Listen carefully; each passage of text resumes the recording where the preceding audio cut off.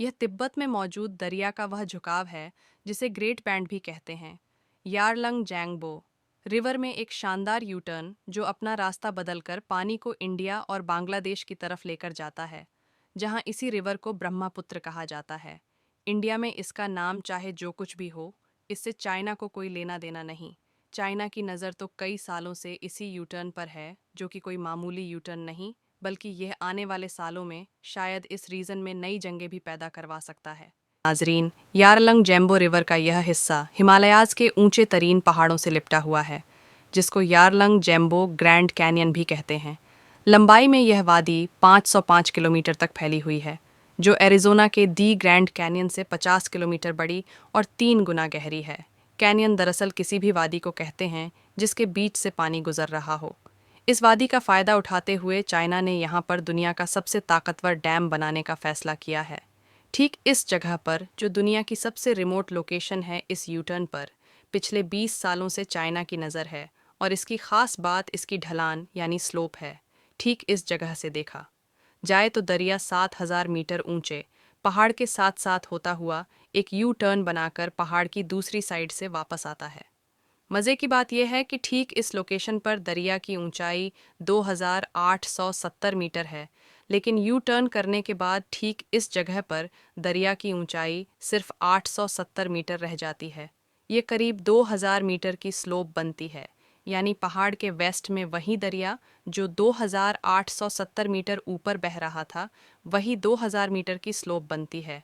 दरिया सिर्फ थोड़ा सा फासला तय करने के बाद 2,000 मीटर नीचे आ जाता है। चाइनीज़ एक्सपर्ट्स ने यहाँ डैम बनाने के कई प्रपोजल्स दे रखे हैं, जिसमें से एक है इस 7,000 मीटर ऊंचे पहाड़ के डॉट बीच टनल खोदकर हाइड्रो पावर स्टेशन बनाना।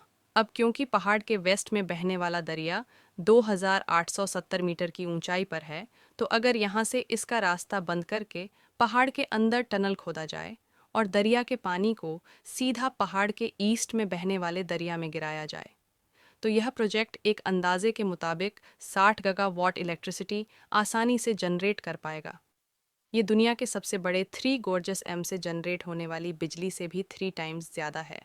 इस प्रोजेक्ट को मोट हाइड्रो पावर स्टेशन का नाम दिया गया है, जिसके टनल की लंबाई डॉट करीब 40 से 50 किलोमीटर लंबी होगी, जिसके बीच में एक दो नहीं बल्कि मल्टीपल टरबाइंस लगाई जा सकेंगी। जहां कन्वेंशनल डम्स में पानी को स्टोर किया जाता है, वहीं यहाँ पर डैम बनाने के लिए ज़्यादा मेहनत भी नहीं करनी पड़ेगी, क्योंकि दो तरफ से तो ऊंचे पहाड़ हैं जो डैम की नेचुरल दीवार के तौर पर काम करेंगे, जबकि इस लोकेशन पर एक दीवार खड़ी करके पानी को रोका जा सकता है। अब अगर यहीं दीवार पर टरबाइन लगाकर पानी को परली साइड पर गिराया गया, तो सिर्फ यह 200 मीटर ही नीचे गिरेगा, जिससे कम फोर्स जनरेट होगी और अल्टीमेटली कम बिजली बनेगी। लिहाजा दीवार के पास से 40 या 50 किलोमीटर का टनल खोदकर उसको 2,000 मीटर नीचे इस लोकेशन पे गिराया जाएगा। अब आप सोचें कि जहां 3 गॉर्जस डैम की दीवार वह 180 मीटर ऊंची है और वह अभी तक का सबसे ज़्यादा बिजली जनरेट करने वाला डैम है, तो यहाँ तो पानी 2,000 मीटर तक नीचे जाएगा। पर जहाँ इसके फायदे हैं, वहीं ढेर सारे नुकसान भी। एक्सपर्ट्स का मानना है कि चाइना को यह प्रोजेक्ट बनाने में काफ़ी मुश्किलें पेश आ सकती हैं।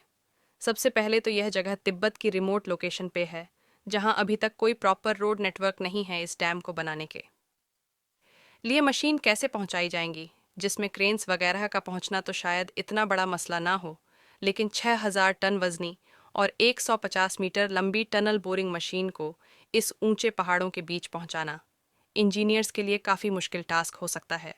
याद रहे कि जितना बड़ा टनल यहाँ बोर किया जाएगा, उतना ही फ्रांस और यूके को आपस में जोड़ने के लिए भी बोर किया गया था, जिसको चैनल टनल कहा जाता है।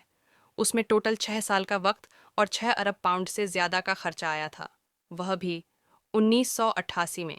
यानी आज के एस्टिमेट्स के मुताबिक अगर चाइना यह दुनिया का सबसे बड़ा हाइड्रो पावर स्टेशन डॉट बनाता है, तो इसमें सिर्फ टनल खोदने में ही 30 से 40 बिलियन डॉलर्स का खर्चा आ सकता है। जी हाँ, 4,400 अरब, जिसमें टरबाइंस का खर्चा शामिल नहीं है। और क्योंकि इस टनल से हज़ारों क्यूबिक मीटर पानी गुजरेगा, तो जाहिर है इसको मजबूत बनाने के लिए टनल की दीवारों को कंक्रीट और स्टील के मोल्ड से ढका भी जाएगा। ये सब तो उस कंडीशन में होगा जब सब कुछ प्लान के मुताबिक चल रहा हो।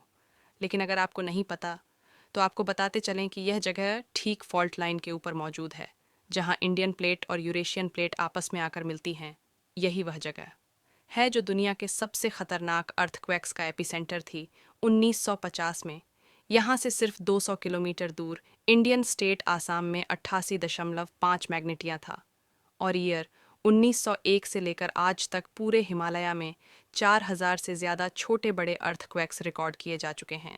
एक्सपर्ट्स का मानना है कि वो डम्स जिनकी ऊंचाई 100 मीटर से ज़्यादा है और वह फॉल्ट लाइन पर मौजूद हो तो वह आसानी से 6 मैग्नेटिया। इसके अलावा यह एरिया जहां मोट हाइड्रो पावर स्टेशन का प्रपोजल दिया गया है, यह जानलेवा लैंडस्लाइड्स का गढ़ भी है। 2021 से यारलंग डॉट जेम्बो रिवर का एक हिस्सा ब्लॉक हो गया था, जिसकी वजह से पानी को अपना रास्ता बदलना पड़ा। इसी एरिया में इंडियन हिमालय में भी लैंडस्लाइड्स की वजह से फ्लैश फ्लड्स ट्रिगर हुए, जिसमें कई लोगों की जान गई और उसने 2 हाइड्रो पावर स्टेशंस को भी नुकसान पहुंचा।